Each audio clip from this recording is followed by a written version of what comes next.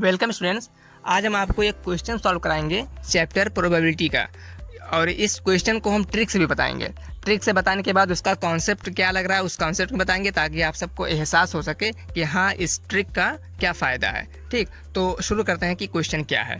तो कह रहा है कि 2 dice, 1 blue and 1 grey, 2 dice हैं, एक ब्लू है एक ग्रे है, और thrown at the same time, उसको एक ही समय पर फेंका गया। मतलब कि एक डाइस है और एक दूसरा डाइस है, ये ब्लू है ग्रे है, कलर कोई भी उससे हमें कोई मतलब नहीं। उसको जब फेंका गया तो इस पे भी कुछ आ सकता है, इस पे भी कुछ आ सकता है। इस पे 1 2 6 कुछ भी आ सकता है, और इस पे भी 1 2 6 कुछ भी आ सकता है। ठीक, मान लो इस पे 1 आ गया और इस पे भी 1 आ गया। इस तरीके से तमाम पॉसिबिलिटीज़ हैं।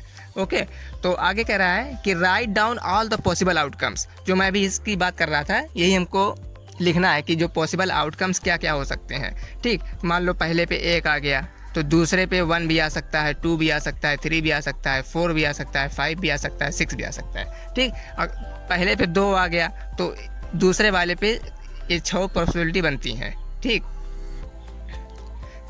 पहले पे 3 आ गया तो क्या गारंटी कि पहले पे 1 आ जाए, 2 आ जाए, 3 आ जाए, 4 आ जाए, 5 आ जाए, 6 आ जाए। इस तरीके से बनता है। तो जो पॉसिबल आउटकम्स जिस तरीके से लिखा जाता है उसको मैं लिखने का तरीका बता रहा हूँ कि वो ये है कि सबसे पहले हम इसको 1 लिखेंगे, और जो पॉसिबल आउटकम्स हैं 1 भी आ सकता है दूसरे पे, हाँ तो दूसरे पे 1 आ गया है तो ये एक ऑर्डर हो गया। दूसरा है अगर पहले पे 1 आ गया तो दूसरे पे 1 तो अब आ सकता है, अब 2 आ सकता है। ठीक, इस तरीके से 1, 3, 1, 4, 1, 5, 1, 6, इस तरीके से ये पॉसिबल आउटकम है। अगर पहले पे 1 आए, दूसरे पे 1 से 6 तक कुछ भी आ सकता है, तो ये 6 पॉसिबल आउटकम है। ठीक, लेकिन अगर पहले पे 2 आ जाए तो फिर दूसरे पे ये 6 आउटकम बनेंगे। तो 1 आ जाए, 2 आ जाए तो 2, 3, 2, 4, 2, 5, 2, 6। ठीक, और इसी तरीके से हम आगे बढ़ते जाएंगे। 3 का लिखेंगे 3, 1, 3, 2, 3, 3, 3, 4, 3, 5, 3, 6। ठीक, तो इसी तरीके से अगर पहले वाले पे 4 आ गया तो दूसरे पे 1 भी आ सकता है, 2 भी आ सकता है, 3 भी आ सकता है।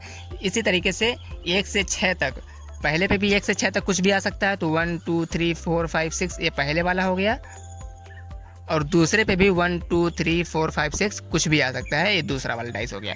मतलब कि जो टोटल पॉसिबल आउटकम होंगे वो 36 होंगे, यानी कि 6 × 6।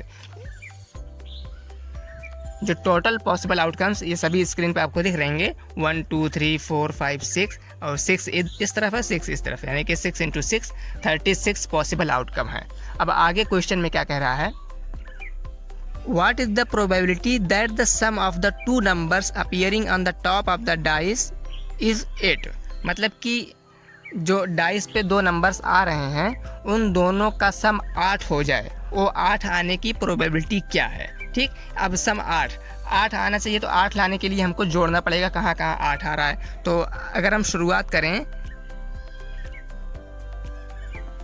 तो हमको नीचे दिख रहा है 6, 2, इन दोनों को अगर हम ऐड करेंगे तो 6 + 2 आ जाएगा 8। इसी तरीके से एक डायगोनल पूरा बनेगा, 6 + 2 8, 5 + 3 8, 4 + 4 8, 3 + 5 8, और 2 + 6 8।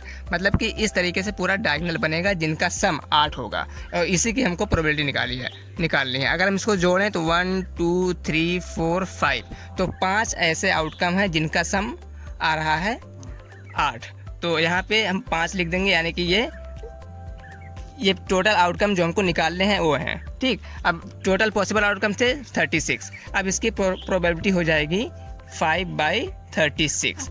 ठीक, ये तो पूरा कॉन्सेप्ट था, किस तरीके से हम कॉन्सेप्ट लगा के इस क्वेश्चन को सॉल्व करेंगे।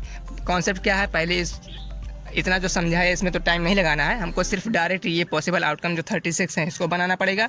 इसको बनाने के बाद देखेंगे कि कहाँ किसका सम जो है क्या आ रहा है, फिर उसके बाद उसको प्रोबेबिलिटी में निकाल देंगे। प्रोबेबिलिटी का फार्मूला होता है number of favourable outcome divide by total outcomes. तब यहाँ पे जो फेवरेबल आउटकम था, यानी 5 को हमने ऊपर लिख दिया, और divide by total number of outcomes जो 36 थे उसको हमने नीचे लिख दिया, तो ये प्रोबेबिलिटी निकल के आ गई। और दूसरा जो ऑप्शन है, क्वेश्चन कह रहा है कि what is the probability that the sum of the two numbers appear in the top of the dice is 13, मतलब कि उन दोनों का जो आए हैं ऊपर, उन दोनों का सम 13 हो, उसकी प्रोबेबिलिटी क्या होगी। तब इसको हम देखेंगे कि 13 का सम कहीं मिल रहा है क्या, तो सबसे जो लास्ट में है 6 + 6 आ जा रहा है 12, यही मैक्सिमम नंबर है। मतलब कि दोनों डाइस पे, इस पे मैक्सिमम 6 आ सकता है और इस पे भी मैक्सिमम 6 आ सकता है। दोनों को ऐड करेंगे तो मैक्सिमम जो सम आ रहा है वो 12 ही आ रहा है। तो 13 0 है, कोई ऐसा आउटकम नहीं है, तो इसकी प्रोबेबिलिटी आ जाएगी 13 के आने की। कोई फेवरेबल आउटकम नहीं है तो 0 डिवाइड बाई 36, यानी कि इसकी प्रोबेबिलिटी 0 हो गई। ठीक, तो और इसी तरीके से आखिरी क्वेश्चन है, तीसरा ऑप्शन जो है लेस देन और इक्वल टू 12, यानी कि जो टोटल सम है वो 12 होना चाहिए या 12 से कम होना चाहिए। तो 12 से कम 12 होना चाहिए, तो 6 + 6 12 हो गया। ये तो एकदम मैक्सिमम लिमिट 12 थी।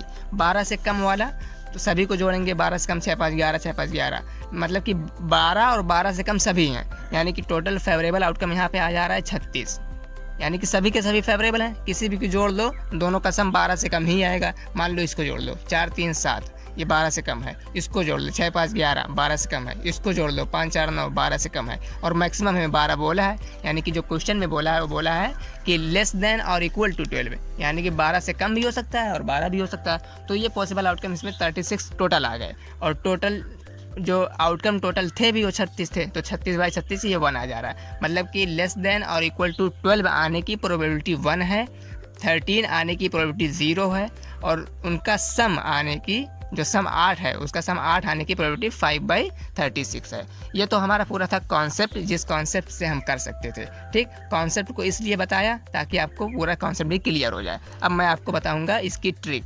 ठीक, तो इस ट्रिक से आप जो है मैक्सिमम 10 से 12 सेकंड में क्वेश्चन को सॉल्व कर लेंगे। तो अभी हमने देखा कि ऊपर जो सम आ रहा था वो मिनिमम सम 2 था और मैक्सिमम जो सम था वो 12 था।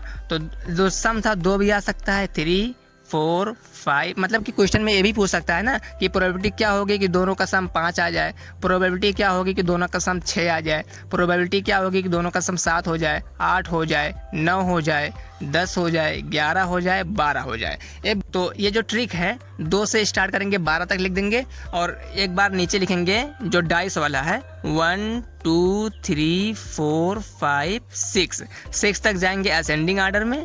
अब यहाँ से डिसेंडिंग आर्डर में जाएंगे, मतलब कि 6 का कम, एक कम करेंगे 5 4 3 2 1। ठीक, इस तरीके से हम पहले बना लेंगे। इसको आप कभी भी बना सकते हैं, इसको बनाने में 5-6 सेकंड लगेगा। 2 3 4 5 6 7 8 9 10 11 12, और नीचे जब लिखेंगे 1 2 3 4 5 6 कम होते चले जाएंगे, 5 4 3 2 1। ठीक, अब देखो प्रोबेबिलिटी पूछो। अब मैं कह रहा हूँ कि प्रोबेबिलिटी बताओ कि दोनों का सम जो आए वो ऊपर, दोनों का सम आए वो 8 है, तो 8 वाले के नीचे है 5। तो ये जो हम ऊपर लिखे हैं, ऊपर 2 3 4, ये सम है, इसको सम भी कह सकते हैं या फिर फेवरेबल आउटकम कह सकते हैं। और नीचे जो 1 2 3 4 5 6 है ना, ये है प्रोबेबिलिटी।